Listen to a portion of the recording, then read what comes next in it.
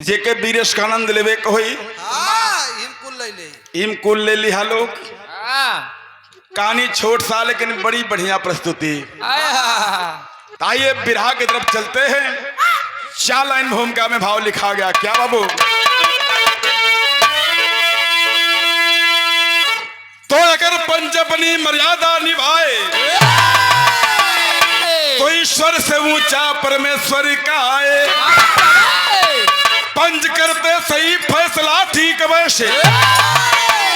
जैसे हंस पथ और पानी लगाए। न्याय के कुर्सी पर पंच जब बैठे उसे दोस्त दुश्मन बराबर रखाए।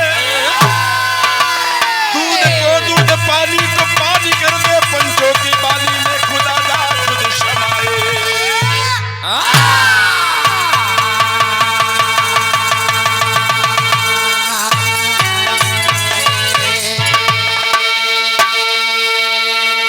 अब आप लोग सोचबा कि बिरहा का शुरुआत ही रामायण से, लेकिन अगर पंच अपनी मर्यादा निभाए तो ईश्वर से ऊंचा परमेश्वर कहाए। पंच करते सही फैसला ठीक वैसे जैसे हंस पथ और पानी अलगाए।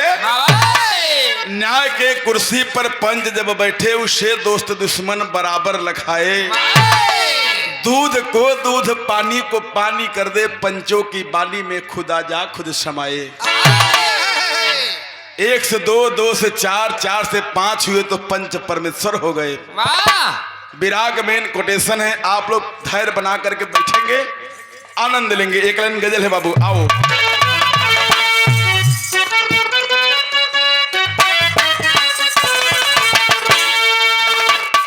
कि मेरे महबूब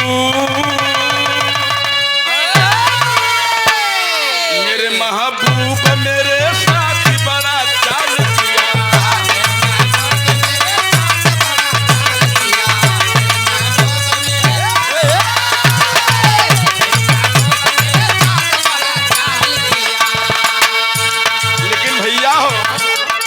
से बढ़िया फर्ज है। लिखी नसीब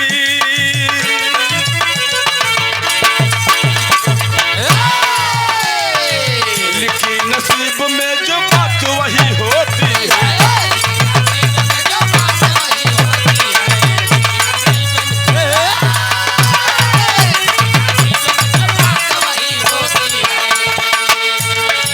लिखी नसीब में जो बात वही होती है।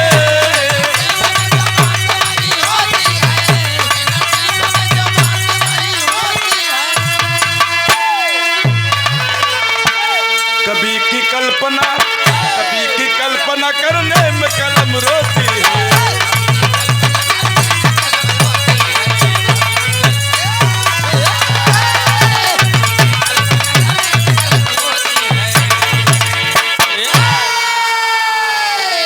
लिखी नसीब में जो बात वही होती है। कभी की कल्पना करने में कलम रोती है। यही सबरे बिरहा की स्टोरी की शुरुआत हो गई। जरा सा गौर करेंगे, भगवान राम लंका जीत करके आए हैं। अपने आसन पर जैसे आप सब बैठल हुआ बाबा जैसे भगवान राम बैठल हुवन, सब आकर भगवान राम के चरण दंडवत करत हुवन। तो भाई का मास्टर आवा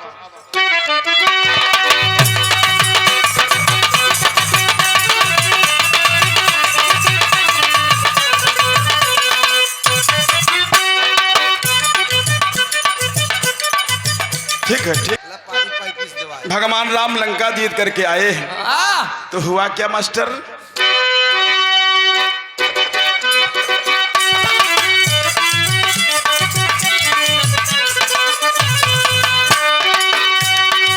एक दिन राम से हनुमान जी पूछन लागे।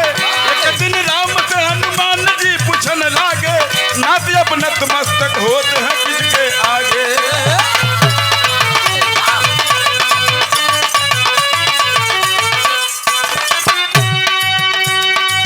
रमे हो तब मेरा मैं इसलिए कहाते हो।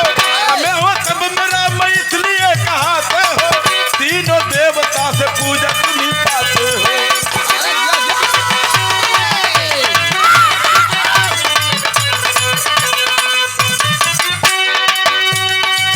बोले राम पंच मेरे प्राण के आधार।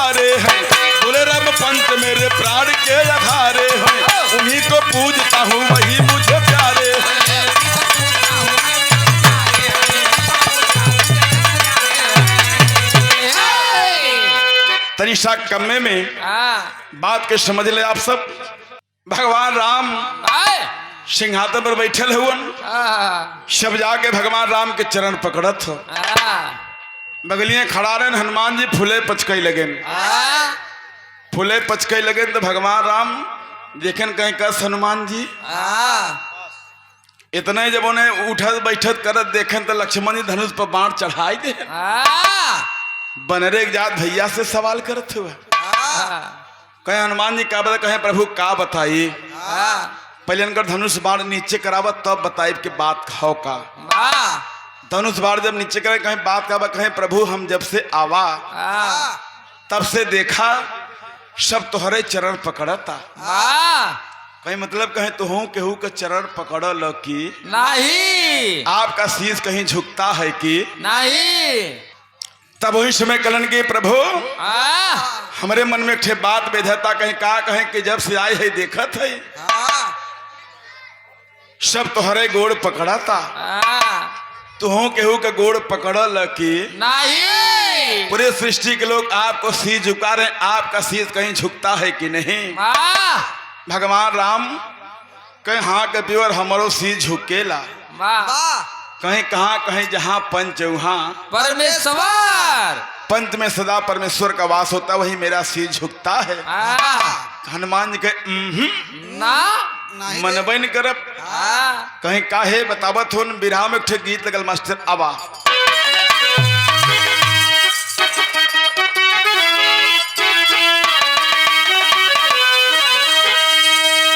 वह गीत बाद उन्हें गीत के स्वर्गीय रामदेव बाबू अपने जवानी काल में बड़ा मचल के गौलन। तो तोहरा तो जवानिया न हो, ये करियाम तो से नहीं पूछे थे, वाह टूटा तो ऐसे ही बदे। स्वर्गीय रामदेव बाबू के अपने जवानी कलम में गाया करते थे क्या बेटा,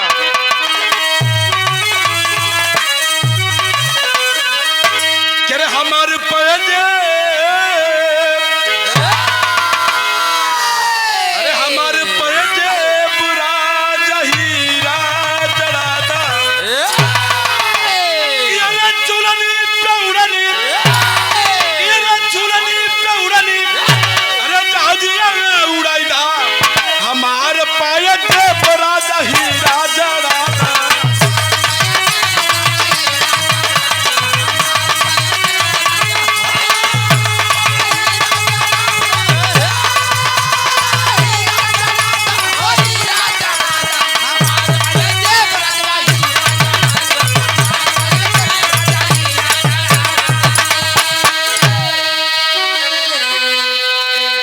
इतना धुन तेरा छड़ी का आनंद है,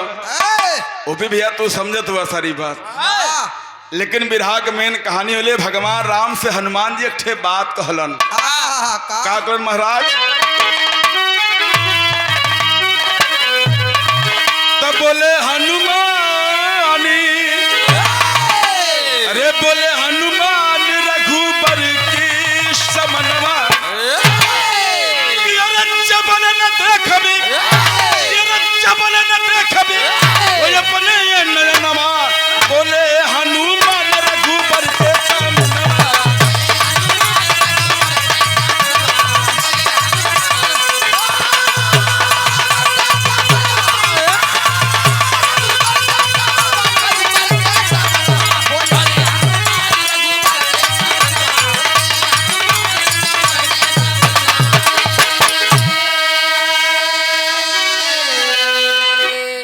भैया हनुमान जी भगवान राम से कहें कि प्रभु जब तक पंच परमेश्वर अपने आंख से देखब ना तब तक मानव बनब नहीं। कहें तो ठीक बात, चला जा। भगवान राम का चरण पकड़ के हनुमान जी भरोस भाई निकले, कुछ दूर गईलन अयोध्या नगरी से जब बहरे भैलन, पाल भैया अयोध्या नगरी जब बहरे भैलन एक बगीचा रहा, देखा कहानी मुड़त हो, एक बगीचा रहा, वही में धूप लगत रहे, खड़ा हो के छहाई लगन, बगलिए के खेत रहा बड़वारे ताल रणधीर भाई, एक किसान हर जोतत रहा, जब हरवा घूमे तो घरवई ओरी, जब हरवा घूमे तो घरवई ओरी, हनुमान जी कहीं माजरा का बा कहीं फेरा नहीं लगत किसाने कहीं घरे वरी देखता माया से देखे कहन ओ हो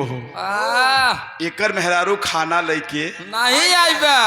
मेहरुआ सोचे रोज इनकर हर जोता जिंदगी जाता आज कोनो बढ़िया चीज बने के लिए चली खियाई खही तो करे जवा तर हो जाए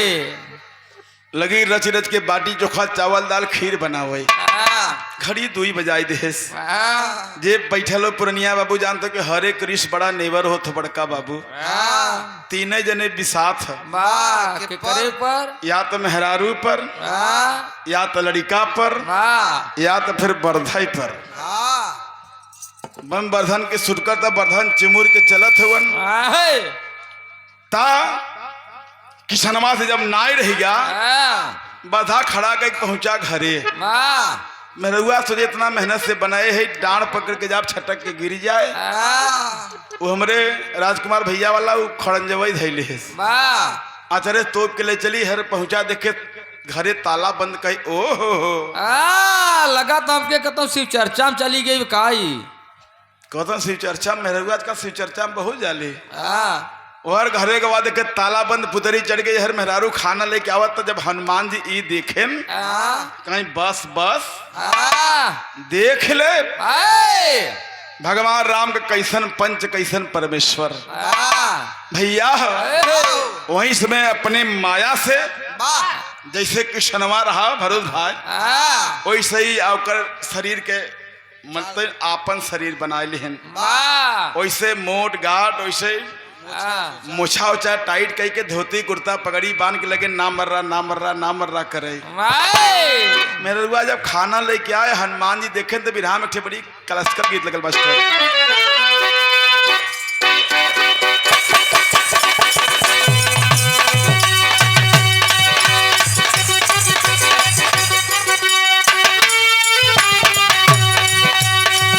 है गीत बा कोनो लड़का कोनो लड़की के देखलस बड़ाई करत बे का कहलस तरनी रनी रनी चुनर तोरी धानी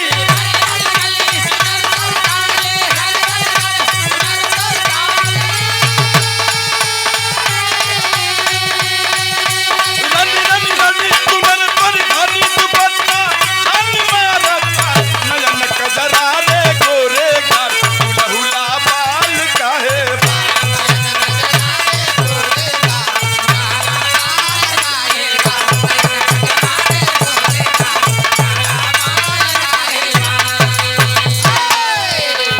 लेकिन हम एक लाइन गौले है मोबाइल वाली भौजी में जाना हुआ का समर की नीक लागेली समर की नीक लागेली पतर की ठीक लागेली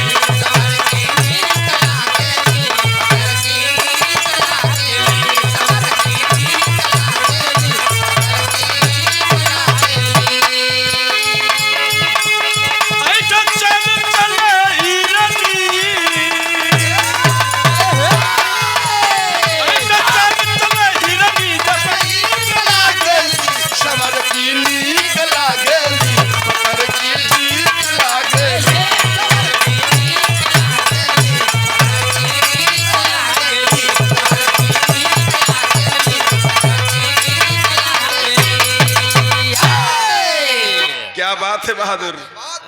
लेकिन गौर करेंगे आनंद लेंगे हनुमान जी जब देखे तो सोचे क्या मास्टर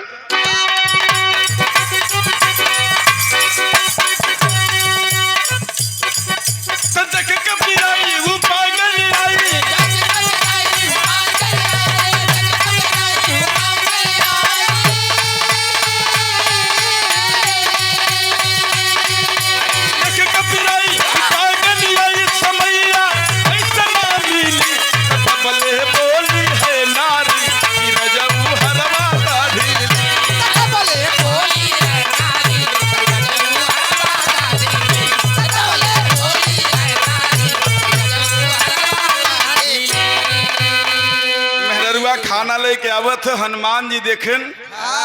अपन ना मर्रा करत हुन तो ले मेहरुआ कहे बाबा जी के ए हमार राजा जिंदगी भर जोते नाही ऊपरी हाँ बहु न ऊपरे आज वो न ऊपरे हाँ बड़ी दूब बा कहीं मतलब हाँ दुभिया हो कहीं बड़ी धूप बाप माँ हाँ जिंदगी भर हाँ, लगे सर। रहे कहे कि सुना ए, हरवा खड़ा कैदा आय के 2 लिट्टी खाए ले करे जवा तर हो जाए हनुमान जी देखे न बस तुरंत ही बरधा खड़ा कर देन हाँ गैन मटका के पानी से हाथ धोइन हाँ संजोग के बाद विरहा सुने वाले बाबू लोग ओह रणधीर भैया हनुमान जी जोन बड़की बड़की लिट्टी उहू में 2 टुकड़ा हाँ जवन छोटकी उहू में 2 टुकड़ा हाँ संजोग के बाद हाँ जवन रही जवन छोटवार रही तवन तक घसा की गई वाह और जवन बड़वार रही तवन ससा की गई लगे लोलुआ वो लगे लोलिया वो जब लगेन लोलियावे तब हवा का जाना था वाह तातरा से दुनिया सजनिया डोलावे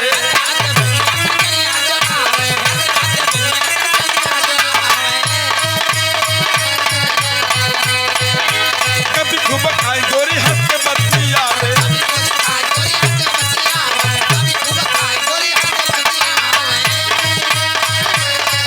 तो कभी खाई किसान गवलाई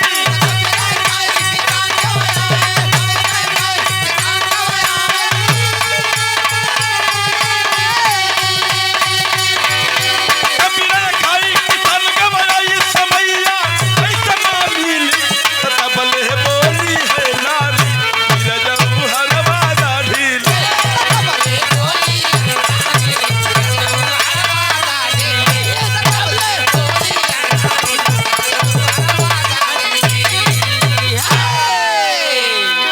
बारे बहादुर हनुमान जी अपने मन का चापत हूं तबले असली किसनवा घूमत घूमत आ गया बाबू के कुर्सिया देता घूमत घूमत जब आई गया तो कहे ए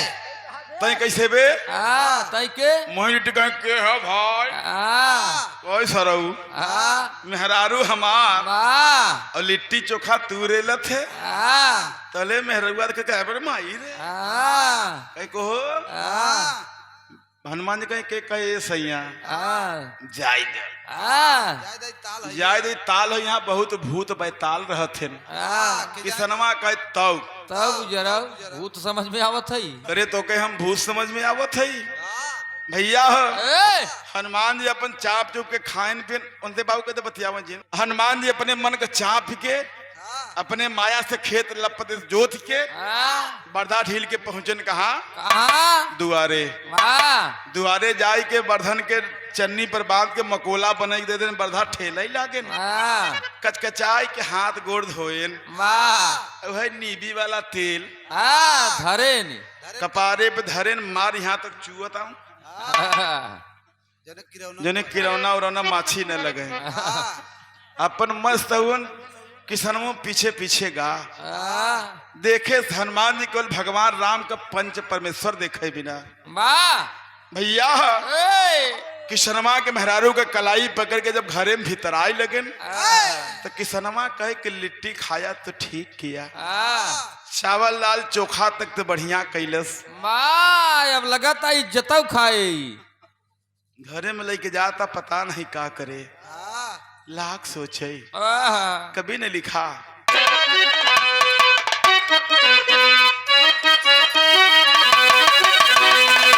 कि अरे मोरे राम औंघाई न किसानु के आई अरे औंघाई न किसान हो औंघाई न किसानु के आई असली झंके नकली काटे दूध मलाई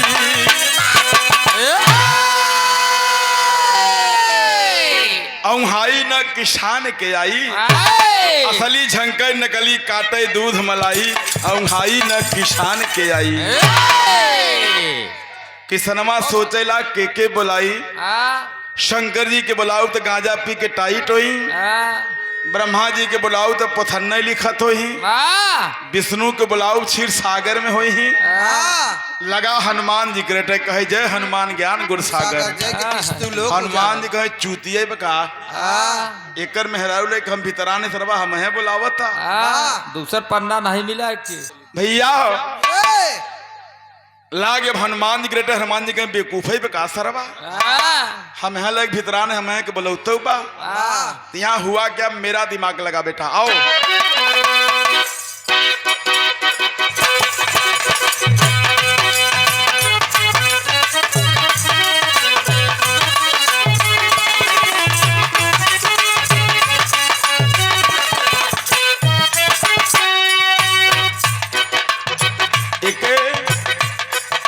इलाहाबाद में एक गायिका नंदिनी सुमित्रा नंदिनी गाती हैं भदोही में के कोई छूबे नहीं करत गन्ना कल दीना के अलावा एक लोग पछुइया आल्हा कहलन लेकिन हमारे विराह में चौक छंद कलाइन लेकिन मैंने इसे रिफाइन किया क्या भरोस भाई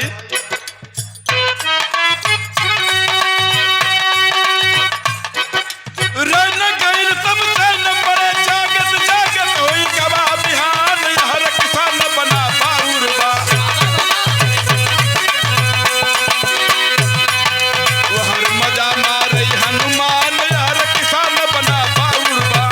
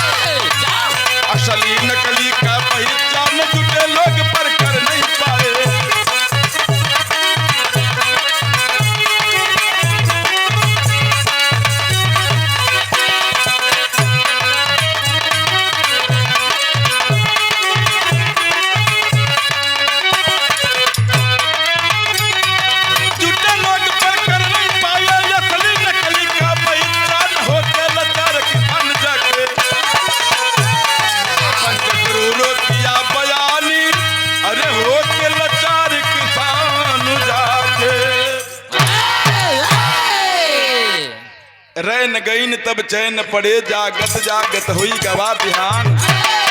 यहर किसान बना बाउरबा वहर मजा मारे हनुमान जुटे लोग पर कर नहीं पाए असली नकली का पहचान होके लाचार किसान जाके पंडित रो किया बयान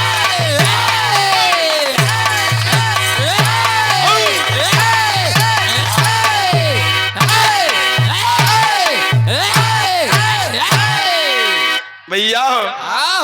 सबेर हो गया हनुमान जी निकले न मोछा टाइट बा किसरमा कहीं आई गया पिंडा पार के आई गया हो कहीं करे अबे के बा अबे तो गए ना कहे कैसे जाई तबले मेहरुआ निकली झाड़ू ले कही दहजरू के नाती तो है माता लूटिस तो के लतवा दर को साई दे तो के ऊपर औरे नाई के फूकेस लतवा से दरी के साय देव दहजरू के नाती किताब दे लय के झाड़ू उठी मनमनान हां मनमनाई गे भैया कह जा यहीं पर आ रहा भैया वो तो अपन हुए असली किसान गोदी लेके निबी पेड़े तरह से ठेंग के खड़ा बा सोचा था मेहरारू चल दे पानी काढ़ है देखा मेहरारू जब मगन होतिन भरोस त गावत हिन एक लाने के लालजी उस्ताद गावे कैसे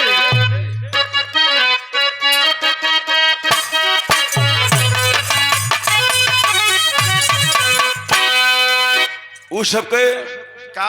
एक लालजी उस्ताद गावे कैसे कि उड़त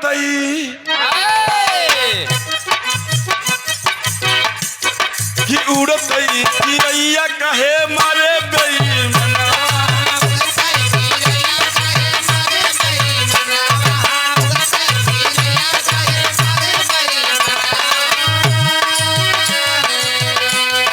कि कोठा पे मारे अरे ये तारी पे मारे लालजी उस्ताद कब कब फिर रूप बनवाई दा बढ़िया लगे तो ताली बजाया न लगे तो जाए दिया ताली ला काम कर बस बजोबई करही कि कोठा पे मारे अरे ये तारी पे मारे अरे कोठा पे मारे अरे ये तारी पे मारे तब मंजीत बेटा यह घुंघटा के बीच कहे हमारे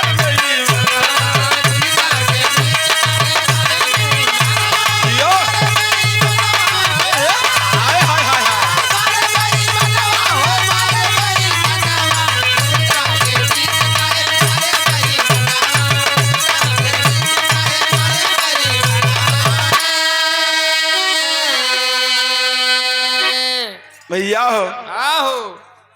ता मेहरारू पानी काढ़े गए गावत अगली कहे कहो बहन दिलाऊ बोला बहन सिलाऊ कहे का बहन फुलाऊ कहीं बड़ी मगन कहे ए बहन का बताई हो हमारे जना जब कल हर बात जोतत रहे न उन्हें के रूप एक भूत आई गया किसनवा कहे ताऊ करे मेहरारू मगन हो गई पानी काढ़े बताएश एक बोली कही बहनी देखा तू अपन तो हरक के बताओ से कहू से चर्चा मत करू वो कहे हमसे का परी बाहो तो एक मन चाहते खरक चाहे 20 ठेरक हमरे ठेंगे कौन भंग खाए बा हर कहते है कि पूरे गौवा ही मुखिया आए न मुखिया तो हाथ जरूरत कह के सरकार कुल मिला तो पैसा लग तो है वोट देना हम तो बिना पैसा के दे रहे न्याय करे कहीं का जब देखें तो मेहरारू एक है दुल्हा दुई ठे मुखिया जी का माथा फेल हो गया कहीं दोनों एक ही कलर कहन कहीं बड़ा पंचायत के फलनवा डेल लाठा ठेकनवा गरेल के दिवाले के नैसर नाई के मेहरारू एक खे दुल्हा दुई ठे कहीं देखा हमरे बस का नाई बा कहीं ताब कहीं कि एक खे हम हबई के 4 जने के और बुलाए लेहन 5 जने जब झूठी गए केहू के माथा काम नहीं करता तब कभी ने लिखा पहपट में घाव मास्टर आबा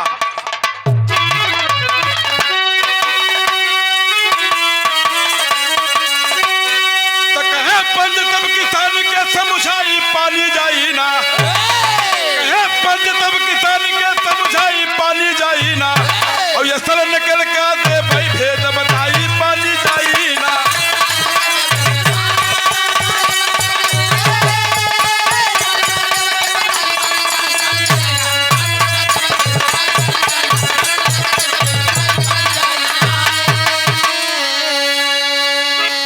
आजकल पानी मिलाए के लिए आवा चाहे जैसे ले आवा कि कुल फरियाई जाते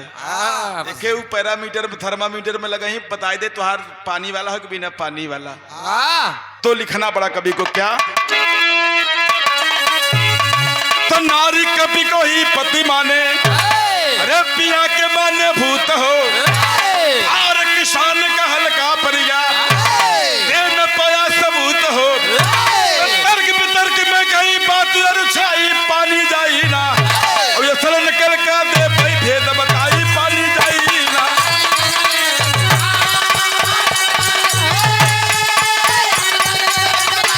यो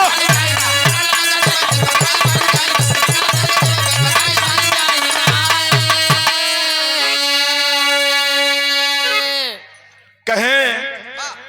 5 लोगन का माथा काम नहीं करत हो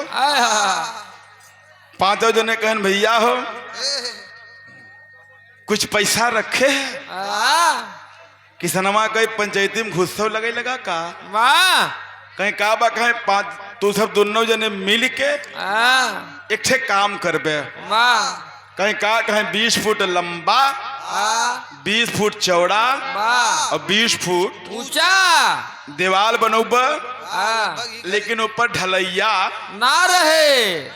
किसनमा के जो न बरही तेरे ने रखे सार हरे वो ले चाहत है वाह भैया हो। एहे 15 दिन के समय लेके वो लोग गए, जब 15 दिन बाद जुटे हैं वाह तब माथा नहीं काम करत। आ, कवि ने उपमा दिया, आल्हा में भाव है बेटा।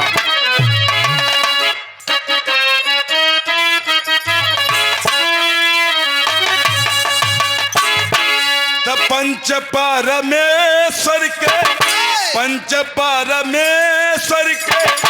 रूपवा कहाले बाबू।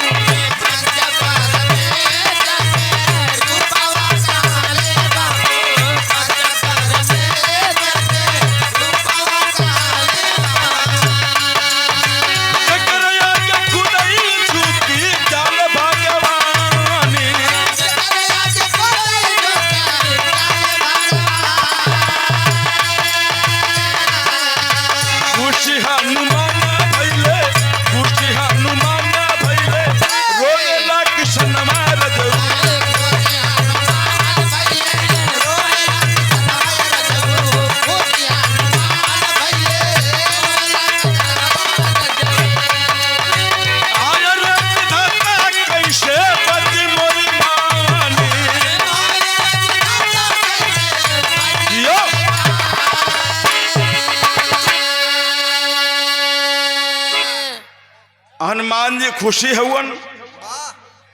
असली किसान उदास हो। आहा 5 दिन जब 15 दिन बाद जुटे देखे एकदम असली किसनमा का सरकार जल्दी से फरियाद दे। आज 15 दिन से पूरा दुआर आतर गन्हवाई ना है बा। 15 दिन से तरवा दुरिये गन्हवाई दे बा। हाँ कब झड़ुगो नहीं मारे से हाँ पहलवान भैया गृहस्थी नाश कर दे पूरी गृहस्थी एकदम ठेंगे मिलाई दे हाँ भैया हो। एहे तो कहे कि ठीक बा। 5 जन एक बात बताएं, वाह कहें कि जे एक गोड़ हाँ यहाँ दिवाली पर रख के दूसर का यहाँ दिवाली पर रख दे, वही के मेहरारू होए असली किसान 3 दाई आगे पीछे करे। कोई हमारा तो 2.5 फीट जाता, वाह नापा एक बार 20 फीट। वाह और असली किसनवा का ये भैया ये हमारे बस का नहीं बा ये नाप के ये ले ये नाप के ये नहीं ले असली किसान कहे हमरे बस का नहीं बा, ये नाप के ये ले ले। उलट के जब देखें, उलट के जब किसनवा देखे तो मेहरुआ मुस्कियात रहे। लाख सोचे मुस्कियात तक किसनवा लगा सोचे के यह मिली बा यह मिली बा। वरई से लाख सोचे दादा पंधारी का मास्टर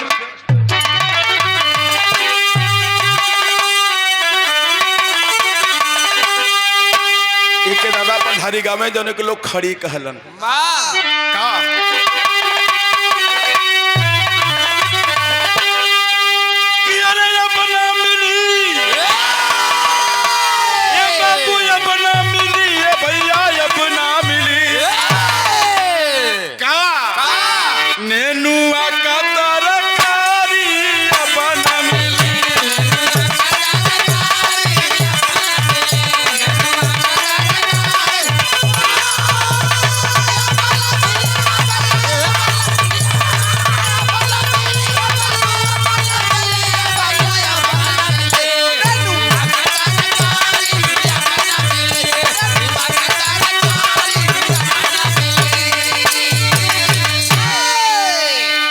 अब न मिले नेनुआ का तरकारी।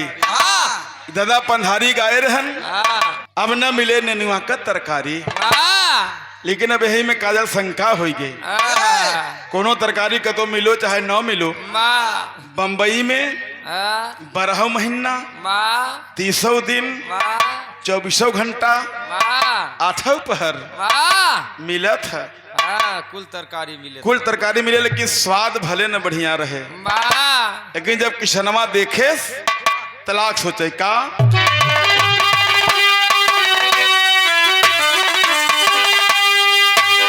पुतरिया चढ़ी, ये बाबू पुतरिया चढ़ी, ये भैया पुतरिया चढ़ी, तो मिल के हर जाई में हरिया पुतरिया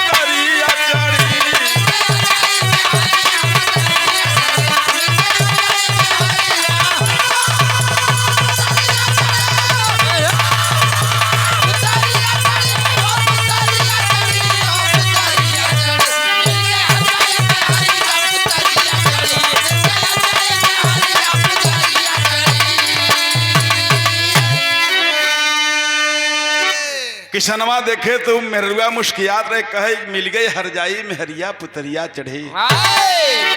कहीं नपबे नाप कहे हम तो ना नापब ए नाप के यही ले ले यही नाप के ए ले ले। वाह हनुमान जी किए क्या,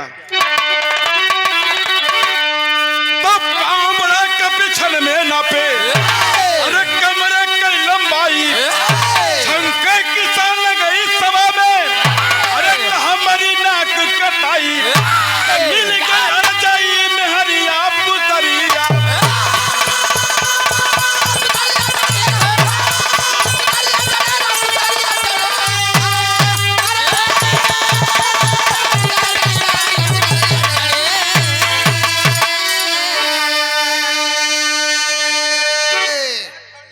हनुमान जी एक गोड़ या दीवार पर रख के जैसे का ये कई पर रख दिए। एक पर रख के कहें कि देख देख हम जीत गए, देख हम बलाक प्रमुख हो गए। वाह कहें तो जब जीत गए प्रमाण पत्रवो ले ले मुहरवो लगवाई ले गए अपने मने के फुलत पचकन तबले पंच लोग है कलइये तो पकड़े बोल तू असली है कि नकली बे। वाह कहीं जवन पूछे तवन बताए दिहा, नापे ने कहे नाप दिहा, अब शंका रे ले कहीं नहीं भैया जे साधारण आदमी रहे ओकर 2.5 फुट घस के